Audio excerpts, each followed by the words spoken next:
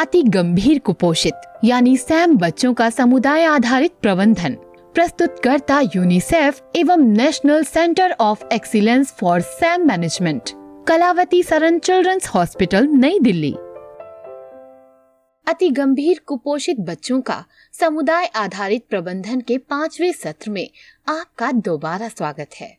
इस सत्र में हम सैम बच्चों के समुदाय आधारित प्रबंधन के विभिन्न चरणों के बारे में आगे की जानकारी साझा करेंगे।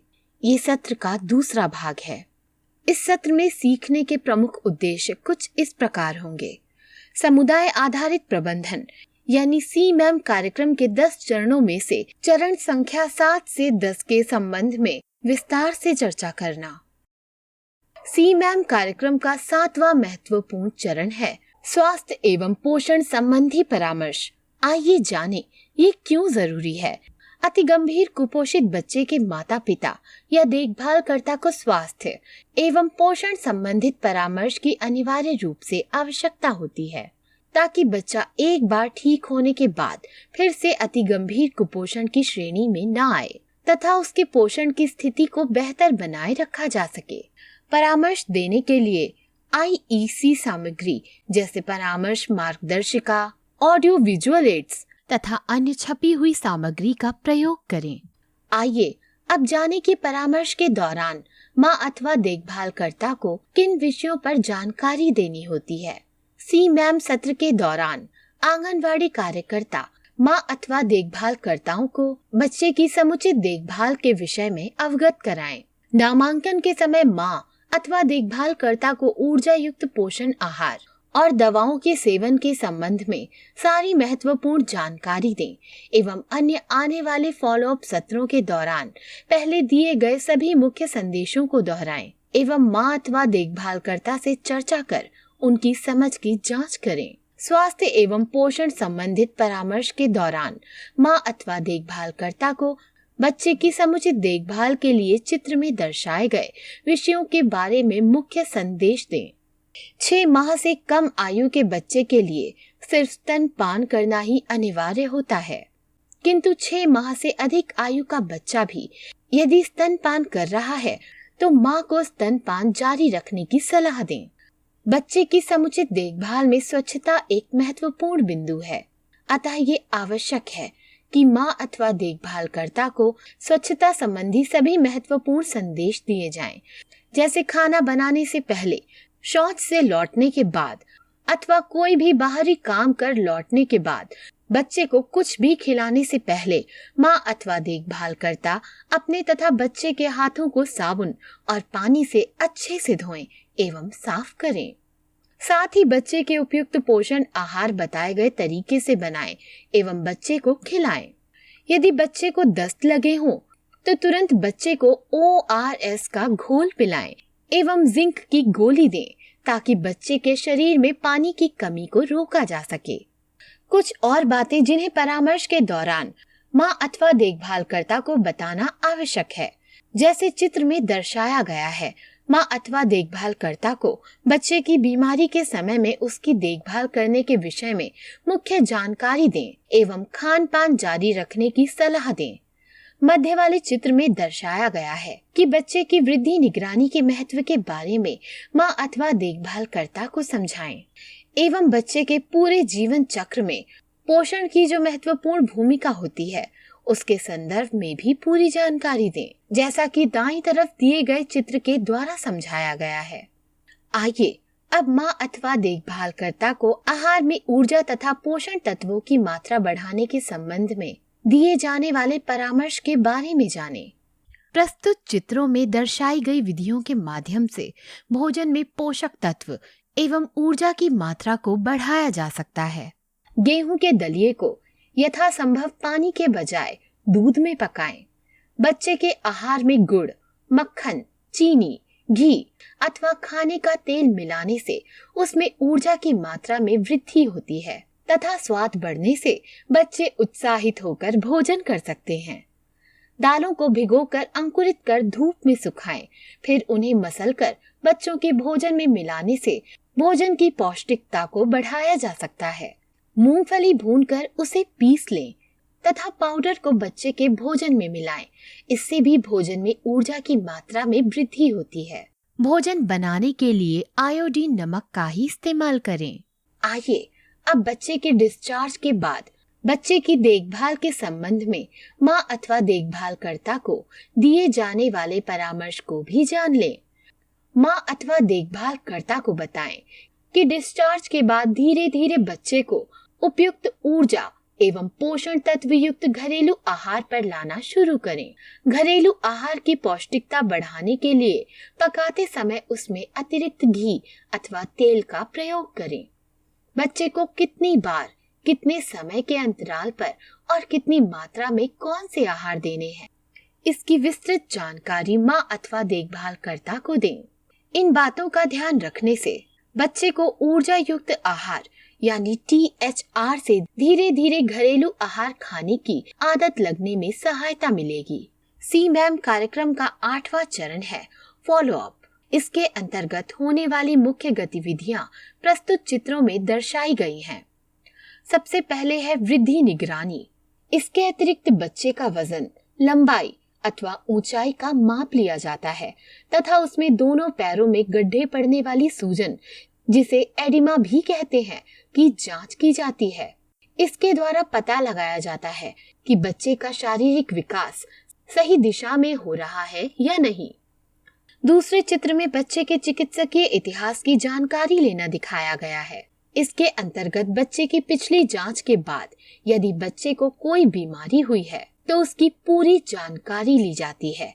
साथ ही ये भी जानना आवश्यक है कि बच्चे को दवाइयाँ तथा पोषण आहार सही तरीके से और सही मात्रा में दिया गया है या नहीं, ये तीसरे चित्र में दर्शाया गया है। साथ ही बच्चे की माँ अथवा देखभालकर्ता को स्वास्थ्य तथा पोषण संबंधी परामर्श भी दिया जाता है। फॉलोअप कई राज्यों में साप्ताहिक तथा कई राज्यों में अर्धमासिक अंतराल पर होता है। इसका संचालन CMAM सत्र के दौरान आंगनवाड़ी केंद्र पर आंगनवाड़ी कार्यकर्ता के द्वारा किया जाता है। आंगनवाड़ी कार्यकर्ता को हर फॉलोअप का नियमित रूप से रिकॉर्ड मेंटेन करना आवश्यक होता है।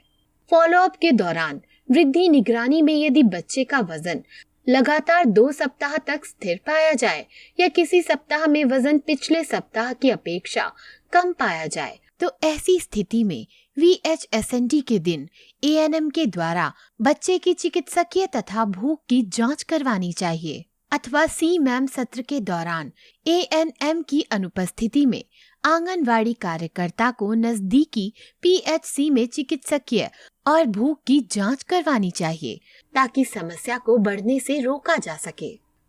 कई बार कुछ बच्चे किन्हीं कारणवश फॉलोअप में उपस्थित नहीं हो पाते। यदि कोई बच्चा लगातार 2 फॉलोअप में अनुपस्थित रहता है तो उसे डिफॉल्टर की श्रेणी में रखा जाता है।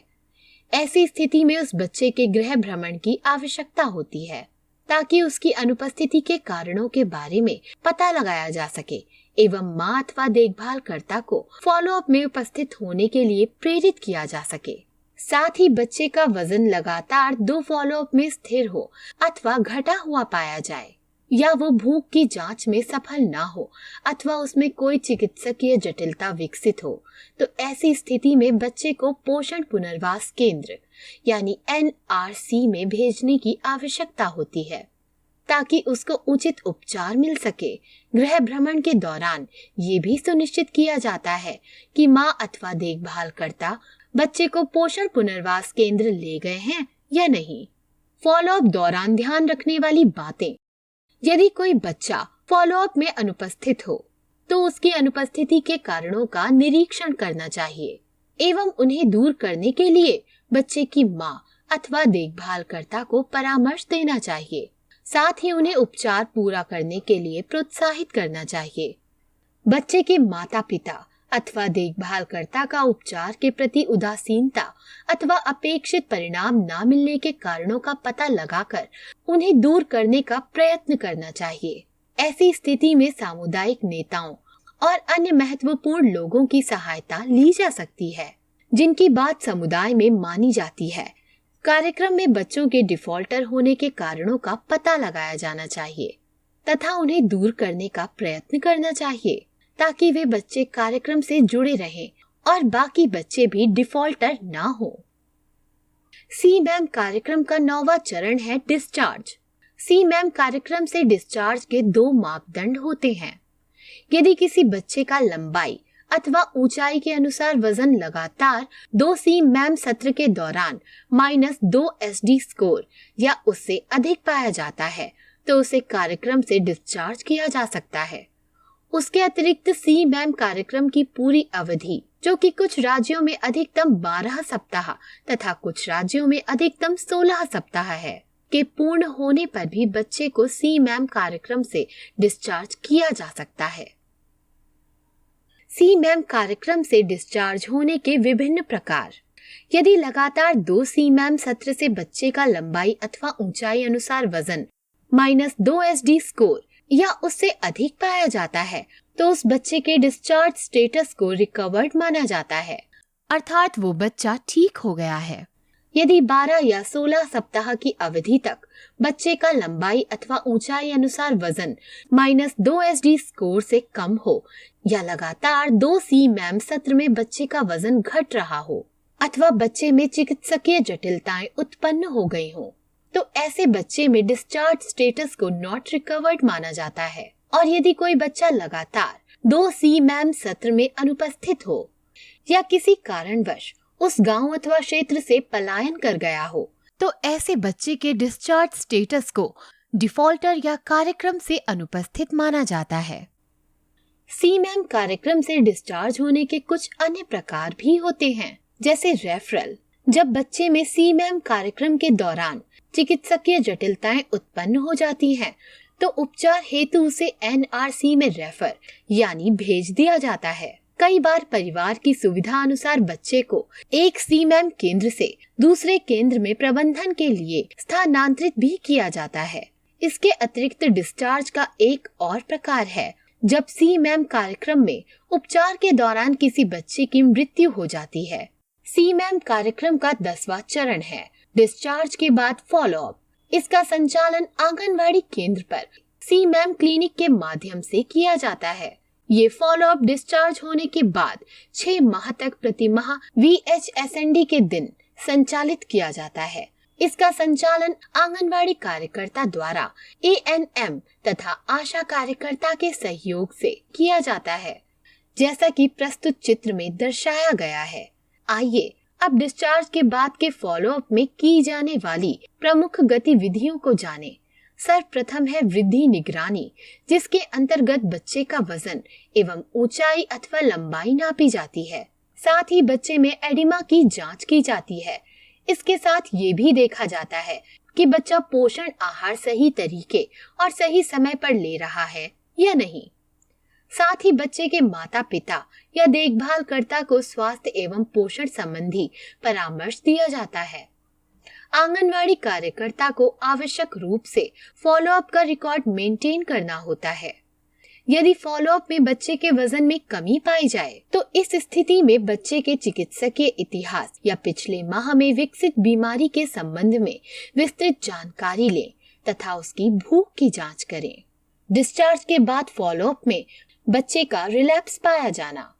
यदि कोई बच्चा ठीक होकर डिस्चार्ज होने के 3 महीने के अंदर फिर से अति गंभीर कुपोषित अवस्था में पाया जाता है तो उसकी अवस्था को रिलैप्स कहा जाता है। रिलैप्स की अवस्था में बच्चे का CMAM कार्यक्रम में पुनः नामांकन यानी रीएडमिशन किया जाता है ताकि उसकी पोषण अवस्था को सुधारा जा सके।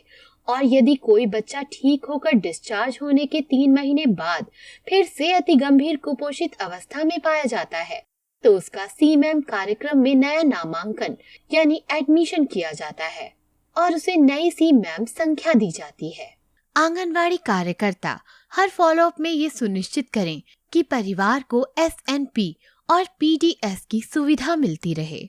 क्योंकि ये कार्यक्रम समुदाय आधारित है, अतः समुदाय में कार्यक्रम संबंधित संवाद निरंतर जारी रहना चाहिए ताकि समुदाय का कार्यक्रम पर भरोसा बना रहे। ऐसा करने के लिए कार्यक्रम के दौरान नियमित अंतराल पर समुदाय के लोगों को कार्यक्रम की गतिविधियों, चुनौतियों एवं सफलता के बारे में सूचित किया जाना चाहिए ताकि उनके सहयोग के द्वारा कार्यक्रम को और मजबूत बनाया जा सके।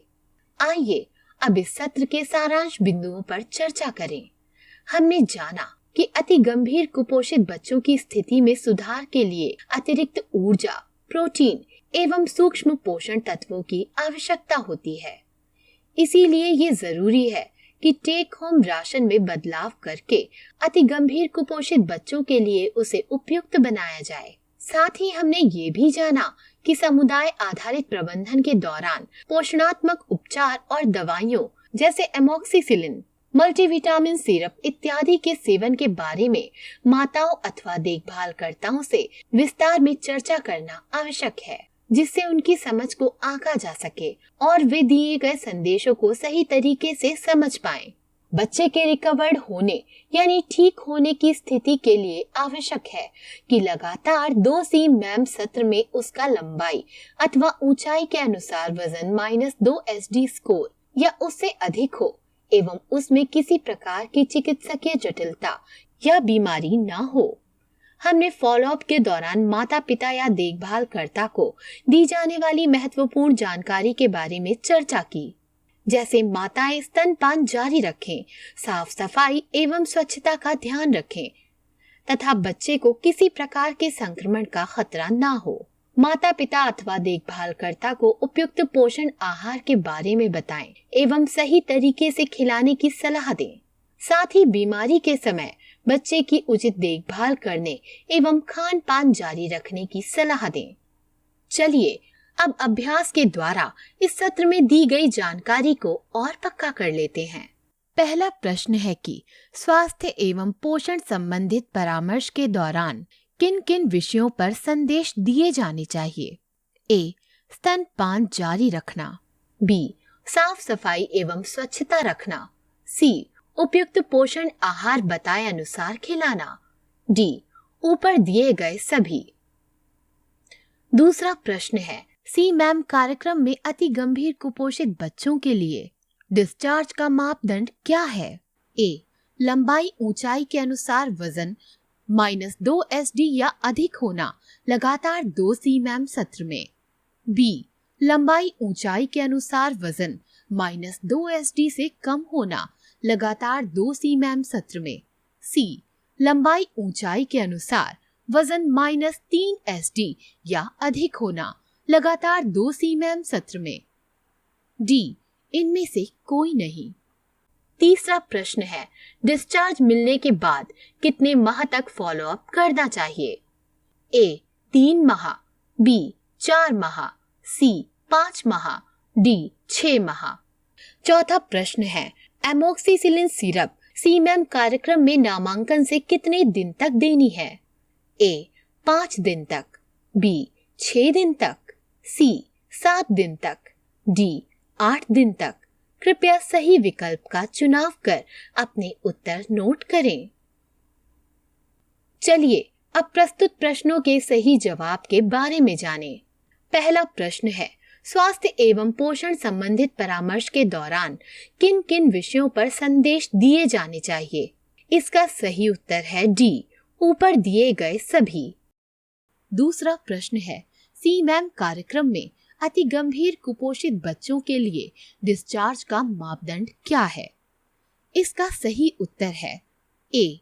लंबाई ऊंचाई के अनुसार वजन -2 SD या अधिक होना लगातार 2 CMAM सत्र में।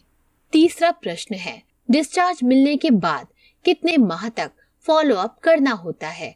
इसका सही उत्तर है डी. 6 माह। चौथा प्रश्न है एमोक्सिसिलिन सिरप CMAM कार्यक्रम में नामांकन से कितने दिन तक देनी है। इसका सही उत्तर है ए. 5 दिन तक। आशा है आपने सही उत्तर ज्ञात किए होंगे। ये सत्र यहाँ समाप्त होता है। साथ बने रहने के लिए धन्यवाद।